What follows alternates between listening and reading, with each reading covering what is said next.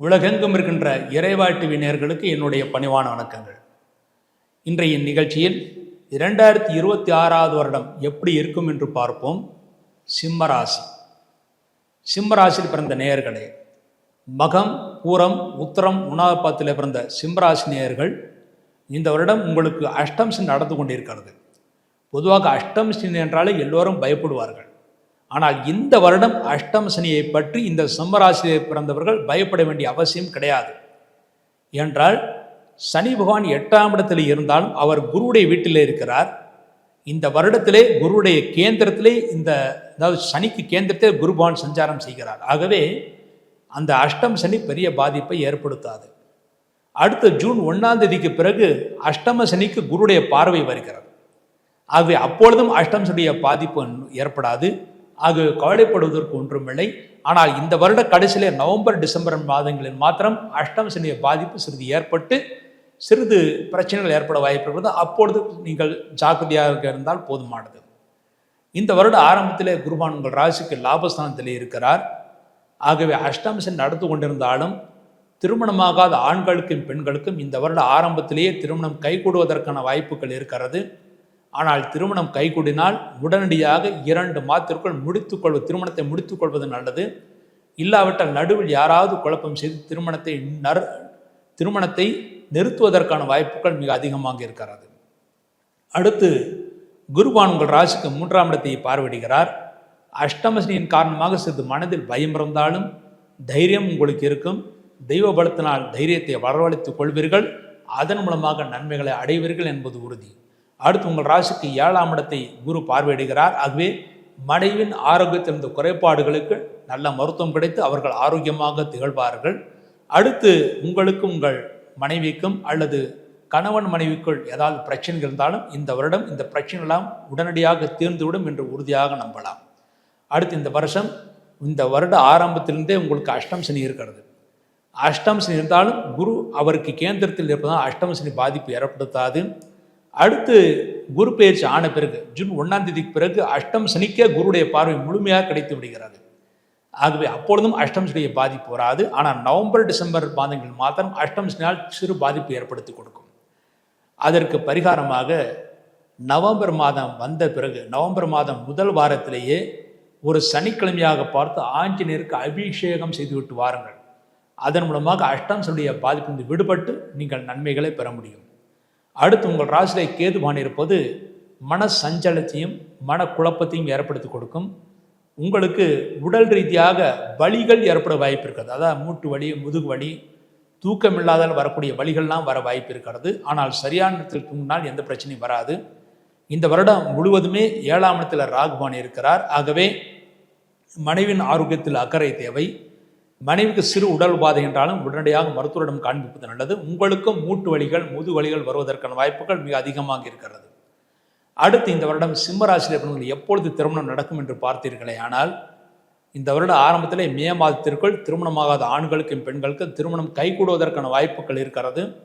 இருந்தாலும் திருமணம் கைகூடினால் முன்பே நான் சொல்லியபடி 2 மாதத்திற்குள் திருமணத்தை முடித்து விட வேண்டும். 6 மாதம் 5 மாதம் என்று திருமணத்தை தள்ளி போட்டால் ஏதாவது ஒரு காரணத்திற்காக திருமணம் நின்று போவதற்கான வாய்ப்புகள் இருக்கிறது. அதுவும் முக்கியமாக இந்த வரனும் வதுவும், அதாவது மாப்பிள்ளையும் பெண்ணும் ஒருத்தர் ஃபோனில் பேசிக்கொள்ளும் போதே சண்டைகள் வருவதற்கான வாய்ப்புகள் வந்துவிடும். ஆகவே இந்த சனியுடைய பார்வை குடும்பஸ்தானத்துக்கு வருவதனால், வாக்குஸ்தானத்தில் வருவதனால் திருமணம் முடிவான அந்த ஆணும் பெண்ணும் ஃபோனில் பேசிக்கொள்ளாமல் திருமணத்தை முடித்த பிறகு பேசிக்கொள்வதே மிகவும் சிறப்பானது. அடுத்து உங்கள் ராசிக்கு 10ஆம் இடத்தை சனி பார்வையிடுகிறார். தொழில்துறையில் உங்களுக்கு திருஷ்டி மிக அதிகமாக இருக்கிறது. திருஷ்டி அதிகமாக இருப்பதனால் எல்லா காரியத்திலும் தடைகள் ஏற்படும். தடைகள் ஏற்பட்டாலும் மறுமுயற்சியிலே நீங்கள் வெற்றியும் பெறுவீர்கள். அடுத்து உங்கள் ராசிக்கு 5ஆம் இடத்தை சனி பார்வையிடுகிறார்.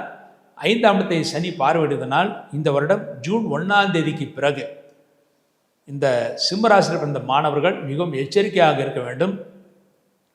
பூர்வ புண்ணிய சொத்துக்களை பற்றி அப்பொழுது பேசாமல் இருப்பது நல்லது. ஜூன் மாதம் முதல் அக்டோபர் மாதம் வரை நீங்கள் பூர்வ புண்ணிய சொத்துக்களை பற்றி பேசாமல் இருப்பது நல்லது. அந்த நேரத்தில் நீங்கள் பூர்வ புண்ணிய சொத்துக்களை பற்றி பேசினால் அந்த சொத்துக்கள் உங்களுக்கு கிடைக்காமல் போகலாம், அல்லது சொத்துக்களிலே பிரச்சனைகள் வரும், அல்லது கோர்ட் கேஸ் சென்று விட்டு பல வருடங்கள் காத்திருக்கக்கூடிய சூழ்நிலைகள் உருவாகும். ஆகவே இந்த வருடம் இந்த சிம்மராசிலே பிறந்தவர்கள் பூர்வ புண்ணிய சொத்துக்களை பற்றி பேசாமல் இருப்பதே மிகவும் சாலச் சிறந்தது.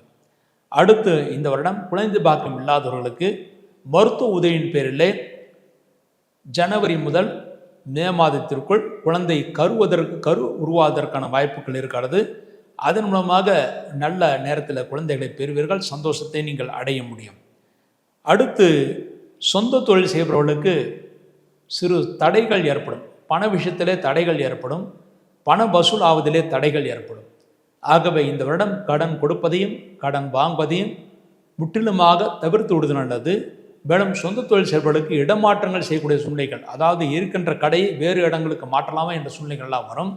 ஆனால் 1.5 வருடங்கள் காத்திருந்தீர்களே ஆனால் எந்த விதமான பிரச்சனையும் இல்லாமல் இருக்கின்ற இடத்திலே நீங்கள் நன்றாக தொழில் வளர்ச்சியை பெற முடியும். அடுத்து உத்தியோகஸ்தர்களுக்கு இடமாற்றங்கள் கண்டிப்பாக அமையும். அந்த இடமாற்றங்கள் உங்களுக்கு விரும்பாத இடத்தில் தான் அமையும்.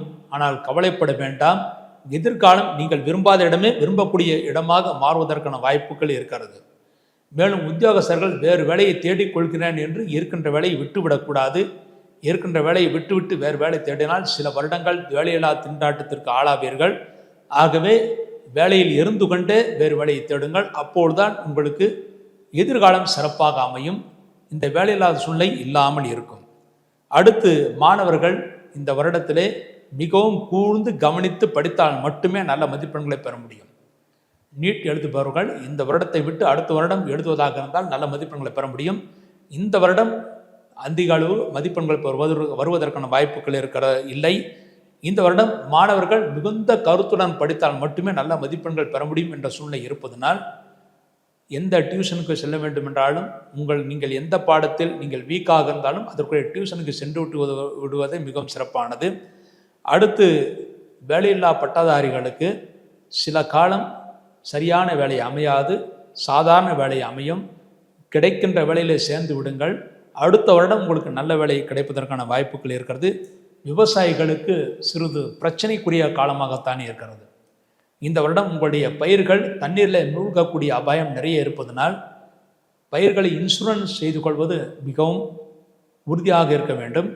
அடுத்து எதை பயிரிட்டால் நல்ல லாபம் கிடைக்கும் என்று அருகில் இருக்கிற வேளாண் அரங்கத்தில் கேட்டு தெரிந்து கொண்டு அதன்படி பயிரிட்டால் மட்டுமே நீங்கள் நல்ல லாபத்தை அடைய முடியும். இந்த வருடம் அரசியல்வாதிகளுக்கு, சிம்ம ராசியிலே பிறந்த அரசியல்வாதிகளுக்கு பெரிய வெற்றி எதிர்பார்க்க முடியாது. அணிமாற்றம் செய்து கொள்வதும் நல்லது கிடையாது. மேலும் உங்களை அணியை தக்க வைத்துக் கொள்வதும் மிகவும் உத்தமமாக இருக்கும். அணிகளை விட்டு விலகக்கூடியவர்கள் சிறிது எச்சரிக்கையாக இருப்பதும் மிகவும் சிறப்பானது. சிம்மராசியில் பிறந்தவர்களுக்கு இந்த வருடம் அதிகமான லாபத்தை பெற முடியாது. அதிகமான உயர் பதவியும் அடைவதையும் சிறிது சிக்கல்கள் ஏற்பட வாய்ப்பு இருக்கிறது. ஆகவே சிறிது எச்சரிக்கையாக இருக்க வேண்டும். எதை எப்பொழுது பேச வேண்டும் என்று தெரிந்து அதன்படி பேசினால் மட்டுமே நீங்கள் வெற்றியை பெற முடியும். இந்த வருடம் வயதானவர்கள் அதிக தூரத்திற்கு நீங்கள் செல்வதை தவிர்க்க வேண்டும். அதிகமான கூட்டங்கள் இருக்கின்ற இடத்திற்கு செல்வதும், அதிக தூரத்துக்கு செல்வதும், நாடு விட்டு நாடு செல்வதையும் முற்றிலுமாக தவிர்த்து விட வேண்டும். நீங்கள் இருக்கின்ற ஊரிலேயே இருக்கின்ற கோயில்களுக்கு சென்று விட்டு வந்தாலே போதுமானது. முக்கியமாக குலதெய்வ வழிபாடு மாத்திரம் இந்த வயதானவர்கள் செய்தால் போதுமானது. வெளியிடங்களுக்கு செல்வதை இந்த வருடம் முற்றிலுமாக தவிர்த்து விடுவது நல்லது. அடுத்து இந்த சிம்மராசியில் பிறந்தவர்கள் செய்ய வேண்டிய பரிகாரமாக, சிம்மராசியிலே பிறந்து மகம் நட்சத்திரத்திலே பிறந்தவர்களுக்கு அதன் தேவதை பித்ரு தேவதை என்றும், சூரிய பகவான் என்றும், சுக்கிரன் என்றும் 3 கருத்துக்கள் இருக்கிறது. அதுவும் முக்கியமாக மகம் நட்சத்திரத்திலே பிறந்தவர்களுக்கு சுக்கிரன் தான் மிகவும் உத்தமமான தெய்வமாக இருக்கிறார். இந்த சுக்கிரனுடைய சேத்திரம் என்றால் ஸ்ரீரங்கம் பெருமாள் கோயில். ஆகவே பெருமாள் கோயிலுக்கு ஒரு மகம் நட்சத்திரம் இந்த வருட ஆரம்பத்திலேயே ஒரு மகம் நட்சத்திரம் அன்று ஸ்ரீரங்கம் பெருமாள் கோயிலுக்கு சென்று ரங்கநாதரையை வணங்கிவிட்டு வர வேண்டும். அவ்வாறு செய்வது மிகவும் சிறப்பானது. அதுவும் முக்கியமாக ரங்கநாதர் ஏன் வணங்க வேண்டும் என்றால், சூரிய பகவான், மகம் நட்சத்திரம் சூரிய பகவான் என்றும் ஒரு கருத்து இருக்கிறது. இந்த சூரிய குலத்திலே பிறந்தவர் ராமச்சந்திரமூர்த்தி, ராமர். அந்த ராமர் பூஜை செய்த அந்த விக்கிரகம் தான் இந்த ரங்கநாதர் விக்கிரகம். ஆகவே சூரிய வம்சத்திலே பிறந்த ராமர் அவர் வணங்கிய விக்கிரகம் ரங்கநாதர் விக்கிரகம். அடுத்து பித்ரு தேவதைகளுக்கான அந்த தேவதையும் இந்த ரங்கநாதர் தான். ஆகவே மகம் நட்சத்திரம் அன்று அவசியம் ஒரு முறை ரங்கநாதரை தரிசனம் செய்துவிட்டு வர வேண்டும்.